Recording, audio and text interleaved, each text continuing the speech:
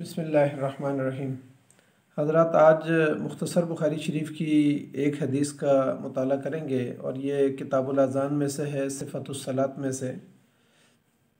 मुख्तसर बुखारी शरीफ की हदीस नंबर 427 है और बुखारी शरीफ की तरतीब के लिहाज से ये 743 है और फ़ी ज़िलालिल हदीस शरह बुखारी शरीफ की तरतीब के मुताबिक ये हदीस नंबर 711 है। इसमें इमाम बुखारी रहमतुल्लाह अलैह ने जो बाब बांधा है उसमें यह है कि नमाजी तकबीर तहरीमा के बाद क्या पढ़े।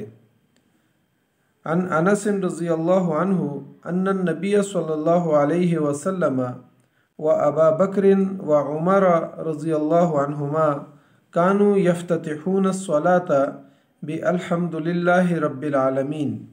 रवाहुल बुखारी। हज़रत अनस रज़ियल्लाहु तआला अन्हु से रवायत है कि नबी सल्लल्लाहु अलैहि वसल्लम और हज़रत अबू बकर सिद्दीक़ रज़ियल्लाहु तआला अन्हु और हज़रत उमर रज़ियल्लाहु तआला अन्हु जब नमाज़ शुरू करते और नमाज़ पढ़ाते तो नमाज में क़िराअत अल्हम्दुलिल्लाहि रब्बिल आलमीन से शुरू फरमाते थे। इसका मतलब यह है कि हज़रत अनस रज़ियल्लाहु तआला अन्हु ये बताना चाहते हैं कि नबी अकरम सल्लल्लाहु अलैहि वसल्लम और अकाबिर सहाबा जब नमाज का आगाज़ करते और तकबीर तहरीमा के बाद जब क़िराअत का आगाज़ करते तो वो अल्हम्दुलिल्लाहि रब्बिल आलमीन से इसका आगाज़ करते थे। जबकि इसी बाब की एक दूसरी हदीस में उसमें आता है कि नबी सल्लल्लाहु अलैहि वसल्लम जब नमाज का आगाज़ करते तो हज़रत अबू हुरैरा रज़ियल्लाहु तआला अन्हु फरमाते हैं कि नबी सल्लल्लाहु अलैहि वसल्लम तकबीर तहरीमा के बाद थोड़ी देर के लिए वक्फ़ा करते और ख़ामोशी इख्तियार करते और फिर उसके बाद जो है ना वहाँ पे अदिया मासूरा पढ़ते और सुबहानक अल्लाहुम्मा व बिहम्दिका जैसे हम पढ़ते हैं वो पढ़ते और उसके बाद नबी सल्लल्लाहु अलैहि वसल्लम क़िराअत का आगाज़ करते थे।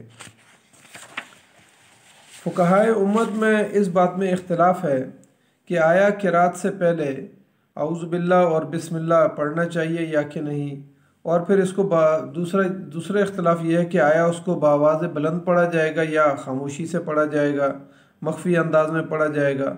जबकि इमाम मालिक रहमतुल्लाह अलैह का मौक़िफ़ इस बारे में यह है कि सूरतुल फ़ातिहा से पहले औज़ु बिल्लाह और बिस्मिल्लाह ना ऊंची आवाज़ में पढ़ा जाएगा और ना ही मख्फ़ी आवाज़ में उसको पढ़ा जाएगा।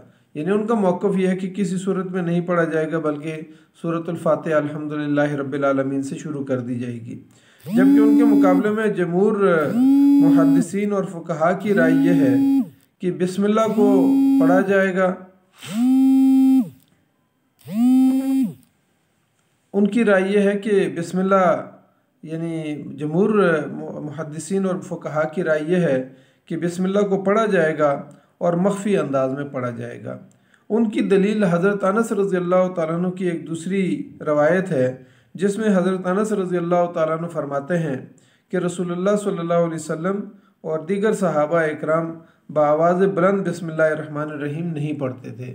यानी नबी सल्लल्लाहु अलैहि वसल्लम और सहाबा इकराम मख्फ़ी अंदाज में बिस्मिल्लाहिर्रहमानिर्रहीम पढ़ते थे। जबकि उम्मत में से जो लोग बाआवाज़ बुलंद पढ़ने के कायल हैं तो वो ये कहते हैं कि हज़रत अबू हुरैरा रज़ियल्लाहु तआला अन्हु ने एक दफ़ा नमाज़ पढ़ाई तो पहले उन्होंने बिस्मिल्लाहिर्रहमानिर्रहीम को पढ़ा और बाआवाज़ बुलंद पढ़ा और बाद में सूरतुल फ़ातिहा पढ़ी। तो इसके बाद हज़रत अबू हुरैरा रज़ियल्लाहु तआला अन्हु ने फरमाया, उस ज़ात की कसम जिसके हाथ में मेरी जान है, यकीनन मैं नमाज अदा करने में रसूलुल्लाह सल्लल्लाहु अलैहि वसल्लम के बहुत मुशाबिह हूँ। यानी उन्होंने नबी अकरम सल्लल्लाहु अलैहि वसल्लम की नमाज का तज़किरा किया कि नबी सल्लल्लाहु अलैहि वसल्लम ने भी किसी मौके पे ऊंची आवाज़ में बिस्मिल्लाहिर्रहमानिर्रहीम को पढ़ा है। इसी तरह एक मरतबा हज़रत अनस रज़ियल्लाहु तआला अन्हु ने नमाज़ पढ़ाई और शुरू में बिस्मिल्लाहिर्रहमानिर्रहीम ऊंची आवाज़ में पढ़ी और उन्होंने भी फरमाया कि रसूलुल्लाह सल्लल्लाहु अलैहि वसल्लम की मैं इक्तदा कर रहा हूँ। यानी इसी तरीके से मैंने नबी अकरम सल्लल्लाहु अलैहि वसल्लम को नमाज़ पढ़ते और पढ़ाते हुए देखा है।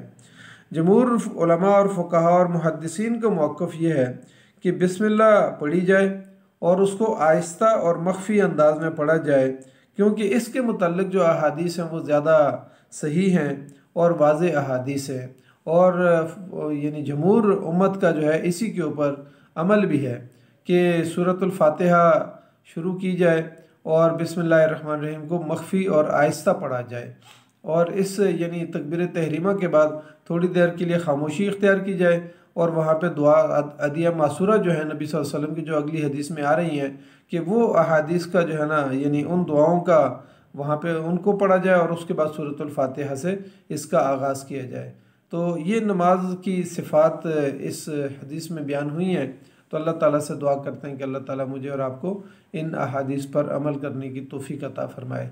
जज़ाकल्लाहु खैर। अस्सलामु अलैकुम व रहमतुल्लाहि व बरकातुहू।